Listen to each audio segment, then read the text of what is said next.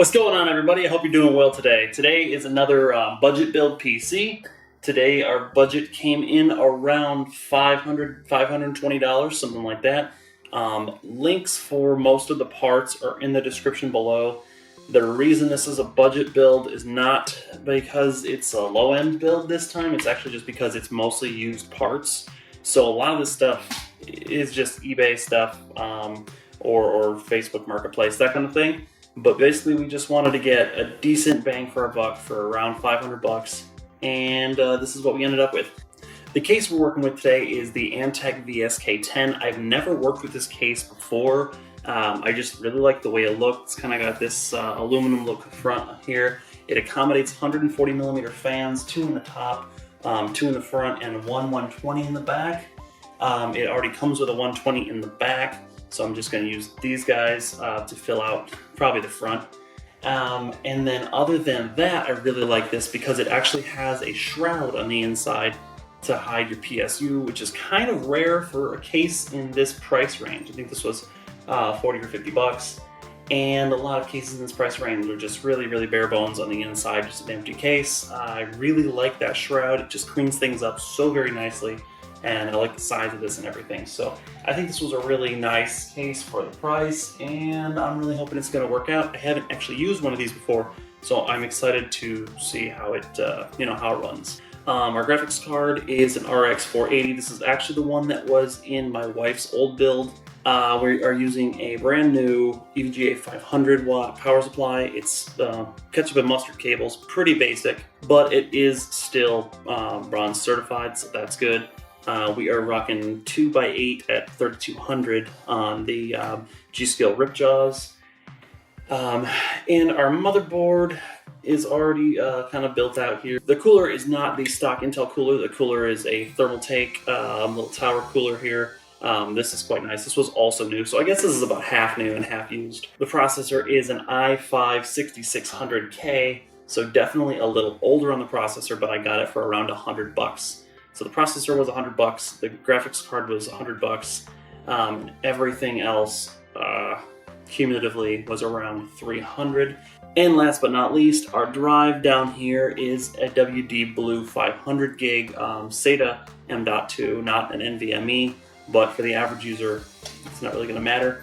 This is going to be for like Photoshop, a little bit of Illustrator, and very light gaming. So this is actually a really nice rig to accommodate all of that. It's not going to have any issues whatsoever with any of those tasks, and we still have a little bit of upgradability with the GPU and the RAM in the future, if need be.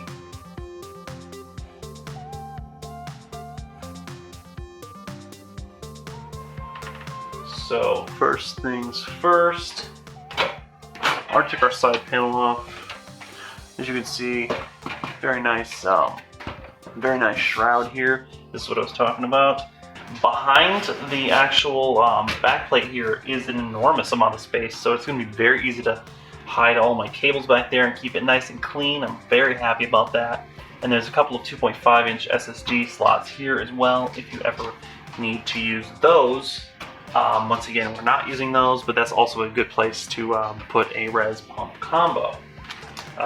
One thing they did include, which is cool, is the tiny speaker, motherboard speaker. A lot of people won't even include this anymore, and it's always really nice to have that. Not about to be one of those builds where I get completely done and then realize my I/O shield is missing. It's never a pleasant experience having to take your motherboard back out after you've already put everything in.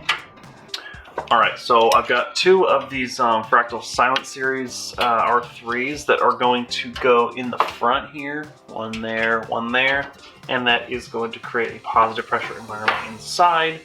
Just my preference because I prefer to push dust out as opposed to rely on my filters to keep dust out. One thing I really like about this case is real chonky feet. Like, they're really nice. A lot of cases you'll get just like real tiny little rubber feet or something like that, but this actually keeps it off of the ground plenty, so I can point the fan for my power supply downwards and not worry about it dragging in carpet or dust or whatever on too much of a scale. So yeah, we are going to start probably on the other side here and throw this power supply in. And this is going to be nice and simple. Just drop it in without actually literally dropping it. Would be preferable. Slide it forward and put my screws in. That was literally the simplest power supply installation I've ever seen. There's 4 screws in the back side here.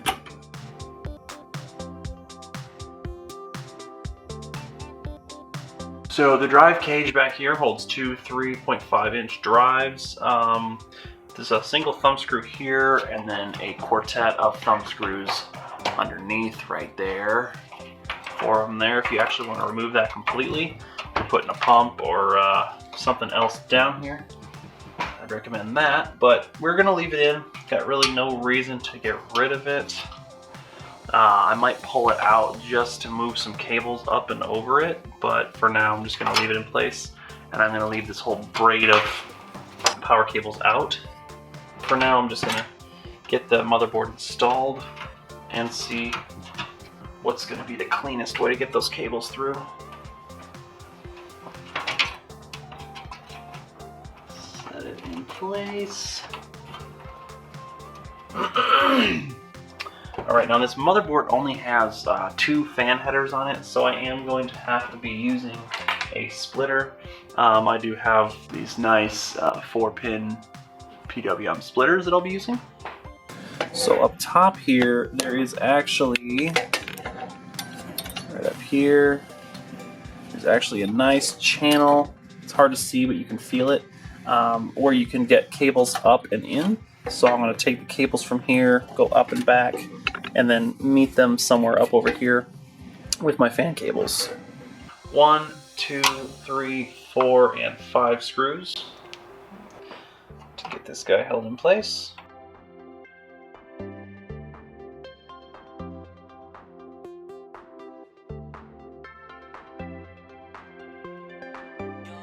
Alright, motherboard is in. Where's my splitter? So there's one over here on the top left that we're going to use for the CPU cooler as well as this fan. And then this one at the rear is going to be used for both of these fans here. So the fan that they provide in this case is not PWM, it's DC. But that's fine, not the end of the world. I think the Thermaltake cooler here is also DC. Alright, so we're throwing a pair of 140s down here. I'm going to keep the cable up on the inside in the corner there, so I can just run it up and over that little hook that I showed you earlier. There you go. So removing the front panel is actually as easy as just pulling from the bottom. It's got this little cutout here. Just get your finger under there and pull. And as you can see from the front here, this case can actually take 1 to 320mm fans, or 2 140s, and the top can also take either 2 120s or 2 140s. There's nice little bit of versatility there.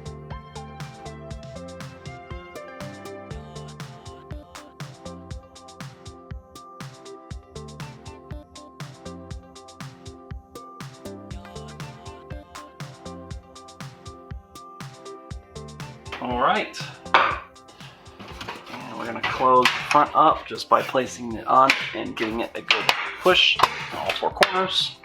You can hear it snap into place. We are done. Easy enough.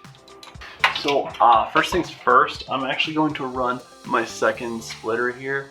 I'm going to run it up and over into the motherboard area from behind here. If I can find the hole, there it is. Maybe.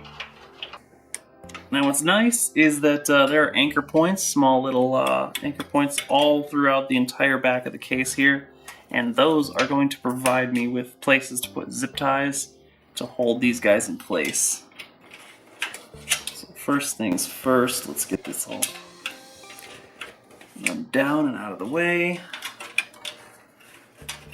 Do the same here. Cabling is most beautiful when you can't see it. So our USB 3 is going to come straight through here. Our I/O is gonna come through probably actually the bottom here. Yeah, that's gonna be the bottom area. And then this is our HD audio, which is all the way on the other side. So there's a second part on the bottom of the shroud here. We'll run that through. So we ran our USB 3 right here. Plug that into its header. And then pull back everything we don't need to see, which is a lot of it. Not too hard, because those USB 3 headers like to just pop off the board. Figure that out in a sec. And then our HD audio is at the bottom over here. The very bottom, underneath, you'll see this little guy here. And that's going to tell us where we need to put our cables. Alright, there we go. Once all is said and done, that is our front I/O right there. So we are going to shove that through the back. This case has like all of the cutouts that it needs just to make these cables invisible. And for a case at this price point, with the shroud and the excellent cable management, I have got to give it a thumbs up. Like this is my first Antec case, and I would absolutely buy another one just based on this experience alone. This is fantastic.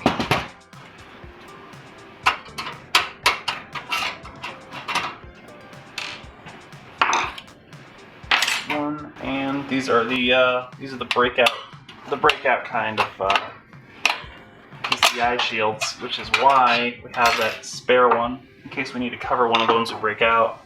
That makes sense. So GPU going in.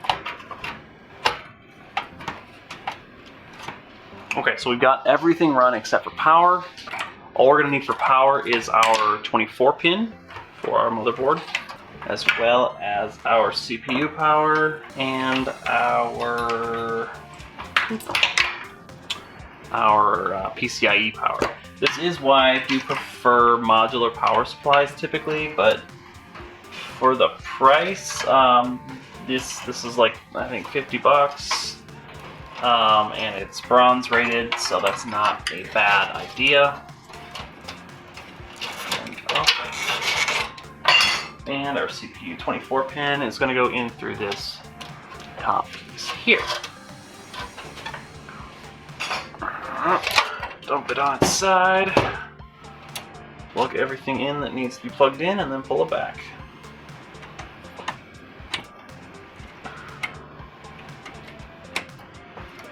The fact that this 480 takes an 8-pin and a 6-pin is pretty special. Ollie, stop! Very power hungry indeed. Plug our 24 pin in.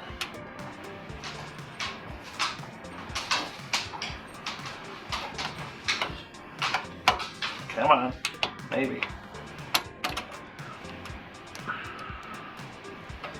That's why I don't love these break apart plugs. They tend to not want to stay together. There we go. 24 pin is in, and last but not least, we have got our CPU power. Stand there. What was that sound? Okay, pull everything back that we're not going to need. 24 pin here, PCIe here, and CPU there. There we go. Alright, let's see. And now comes the part which is kind of more or less up to you. Where do you anchor your cables? Where do you zip tie everything? Do you zip tie anything? Maybe you don't care what the back looks like if no one sees it. I get that. Just throw the panel on here and make sure it's going to close okay. Yep, you're in good shape there. Now these panels are identical, so if one works, the other will work. You know, I guess it isn't probably going to be important to install our drive, isn't it? Tiny screw is already in there.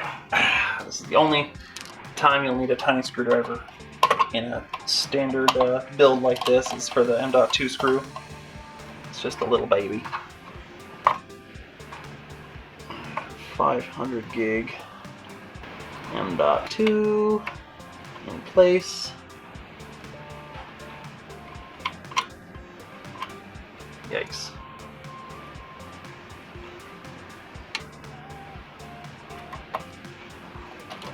Alright. And there we are. Drive is in. Graphics card is back in. Yes, it is. Screws. There they are.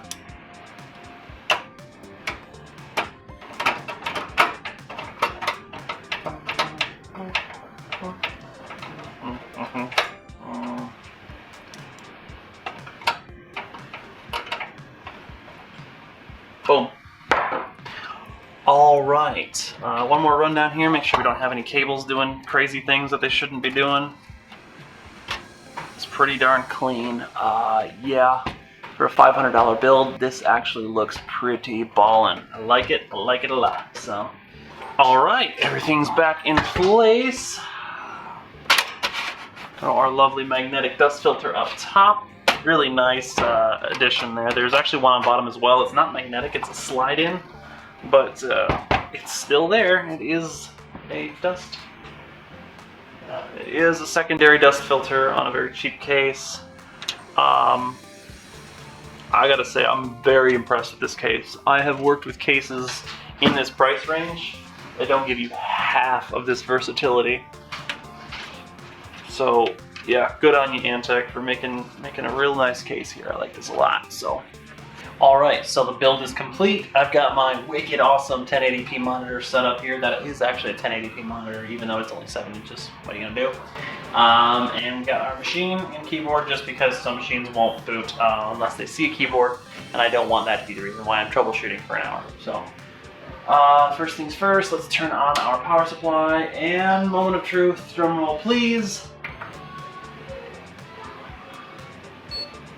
Okay, we've got a post beep, and we've got, all right.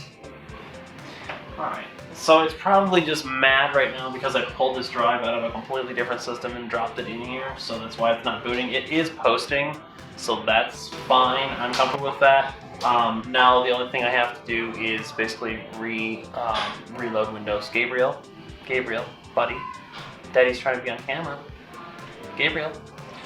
So the fact that it posted is really all that I'm looking for at the moment. It's kind of a bummer that it's not just jumping right into Windows, but I'm not so worried about that. I'm actually just going to blow this drive away and reload Windows from scratch anyway, because this is a drive with stuff loaded on it, and I want it to be cleared off. So essentially, I'm going to reload Windows now, and this should be ready for the customer. For a 45-minute build, it's not so bad, especially not for 500 bucks. They're going to get a lot of use out of this, and it's a nice, powerful machine for what they paid. Guys, we are only 9 subs away from hitting that 100 mark, and man, you could be the one to put me over 100 on this channel. You! How important are you?